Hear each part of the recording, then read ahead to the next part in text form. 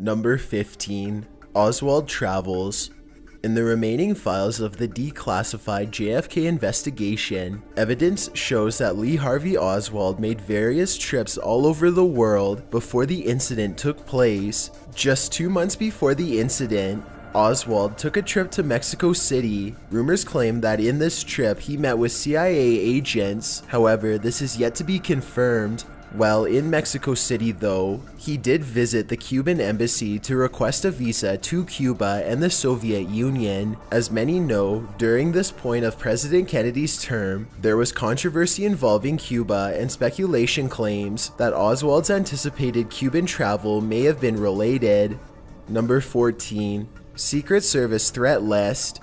A document over 400 pages long includes a hefty list kept by the Secret Service from March to December 1963. The list entails persons or groups that were seen as possible threats to JFK and his successor Lyndon B. Johnson.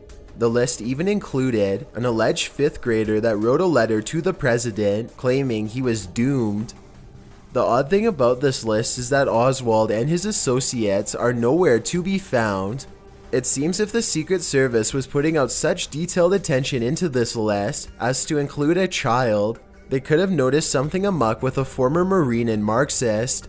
Many believe this list is a tidbit of proof that government officials were in on the plan. Number 13. Smoking gun. Since the day it happened, investigators and theorists have believed that Oswald did not work alone. Many believe that he didn't carry out the shot in fact. Speculation ranges from one other man assisting to Oswald to mass numbers of government officials being involved. Most investigators and historians do not look for the remaining files to expose a smoking gun or underground conspiracy. However, they do expect these files will lend more insight into how many officials were aware of Oswald's plans and did not speak out. In his Mexico City trip, Oswald was accompanied by someone referred to as El Mexicano. Other files suggest this may have been Cuban rebel leader Francisco Rodriguez Tamoyo, and speculation offers he may have been the smoking gun, but no solid evidence has confirmed this. Number 12. Phone tip. A memo from the FBI director to then CIA director told of a London reporter that allegedly received an anonymous phone call that informed them to call the US Embassy for some big news. The call was made on November 22, 1963, approximately 25 minutes after the incident happened. It's unclear if this call was made from Oswald himself, a member of those secretly involved with him, a lie on the reporter's side, or a dark coincidence. However, this reporter was known to have a clean reputation, and there was a record of the phone call occurring, though not of its content. Number 11. Conspiracy Conundrum.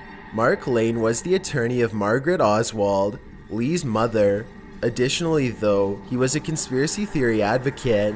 Sources told the FBI that Lane held a meeting with a Polish journalist in a strange attempt to gain further insight into conspiracies that were floating around. In this meeting, a claim from an Italian newspaper was discussed. The claim stated that Dallas policeman J.D. Tippit, who was taken down by Oswald just after Kennedy, was the true culprit, and that Jack Ruby was responsible for taking him out after witnessing what really happened. There's no real proof to this, and it's nothing more than wild speculation. The true controversy here comes from Lane interviewing irrelevant citizens about conspiracies. Number 10. Hoover's public lies. In a formally secret report, then FBI Director J. Edgar Hoover discussed concerns about the aftermath of the incident. In this letter, one troubling statement he wrote was that he and then Deputy Attorney General were concerned about convincing the public Oswald was the real culprit. This sentence can be debated because Hoover could have been stating that while Oswald truly was the culprit, the public was skeptical and needed to be delivered hard proof. Then again, the statement is structured in a way that, without much context, makes it seem as though he's claiming Oswald was not in fact the real culprit, but the FBI had to do whatever it took to convince the public that he was. Number 9. The anonymous phone call. Another topic that has come to light in Hoover's release letter is that he allegedly received a phone call from an anonymous person in Dallas.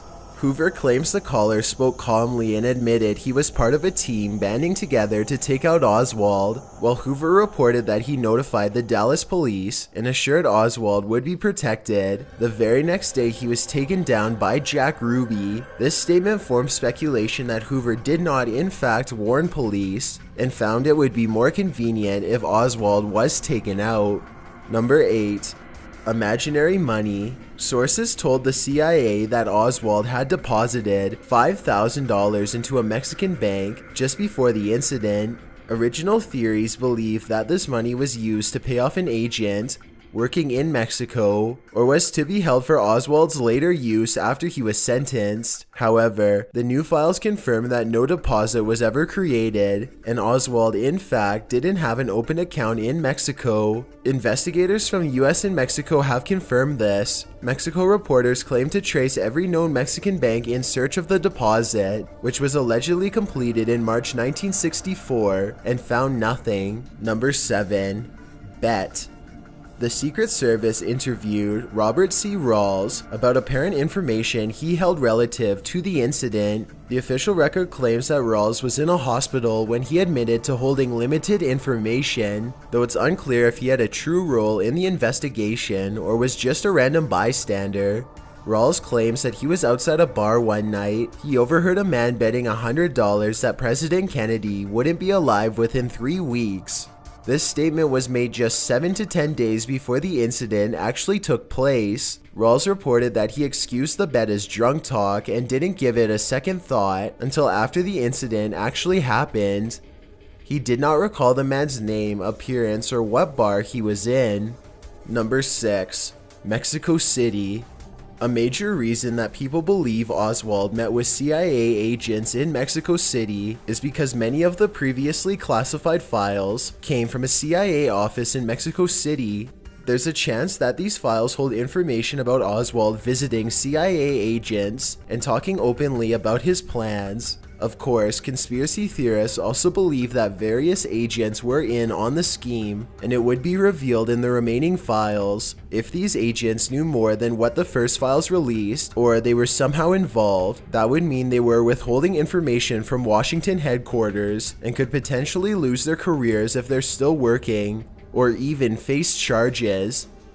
Number 5. Soviet ties. Though there are various clues and facts that assert Oswald was involved with the Soviets and that they somehow played a role in what happened, a memo may debunk that. Soviet leaders described Oswald as a maniac that was disloyal to his own country and everything else. The Soviets denied any involvement with what happened and, in fact, told church bells after it happened. The memo went on to explain that they preferred Kennedy over Lyndon Johnson because they knew so little of him. Therefore, it would have been in their best interest to keep Kennedy in office, and the Soviets respected Kennedy as a leader despite opposing views, so his passing was a problem for them. Number 4. R-rated parties. One document, which seems out of place and quite baffling, includes a statement from an anonymous Hollywood girl. The alleged girl was a friend of Los Angeles detective Fred Otash. She claimed that Otash discussed parties with her that would involve then-Senator John F. Kennedy, his brother-in-law Peter Lawford, Frank Sinatra, and Sammy Davis Jr. She also reported that she rejected the offers and was unsure if the parties ever took place. Otash reported to the FBI that these claims were fabricated in an effort for fame, or from a magazine editor posing as a call girl to create dirt surrounding Kennedy. Number 3. Plots. A post-investigation document from 1975 allegedly entails CIA efforts to take out foreign leaders, including Fidel Castro. In the document, there is a record of CIA meetings with the Mafia and mob boss Sam Giancana to discuss plans to take out Castro. This document holds importance to the JFK incident because it lends to speculation that if the CIA can take down leaders of foreign countries, or at least attempt to, the same can be done for their own president, seeing as it would be easier to carry out on American soil. The document is considered proof to some that what happened to JFK was an inside job done as a political scheme. Number 2. JFK and President Diem. Another 1975 document gives speculation to the idea of it being plotted by government officials. The document holds statements and interviews of investigators, one of whom was Richard Helms, a top CIA agent at the time of the incident. Helms said that JFK's successor, President Lyndon B. Johnson, used to go around saying that the reason President Kennedy was taken out was that he had taken out Vietnamese President Diem, and this was that justice. Helms went on to say that he was unsure where Johnson got that idea, but that he himself may have been missing information.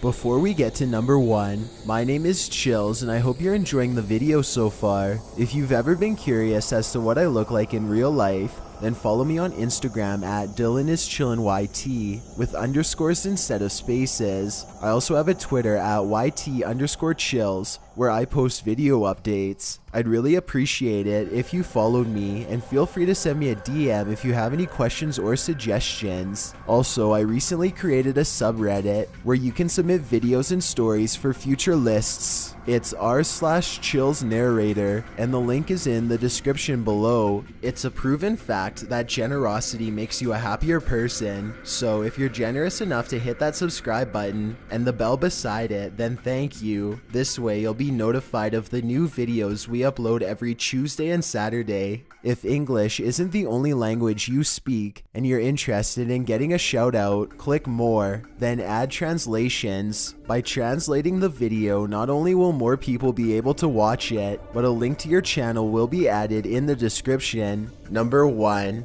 Oswald's career. While Oswald had a Marine background, his involvement with the US government was allegedly limited. However, a 1978 summary for the House Committee featured a statement from a New Orleans FBI informant. The informant refused to reveal if he had any relationship with the CIA. He claimed that he believed Oswald was an agent of the US government. He allegedly saw Oswald speaking with an FBI handler and thought the two knew each other very well. He also stated that Oswald and the handler had been transferred to Dallas at the same time. Thanks for checking out this video. Be sure to subscribe because we upload new countdowns every Tuesday and Saturday. Or if you're still not convinced, here are some of our other videos that I think you'd like. Enjoy!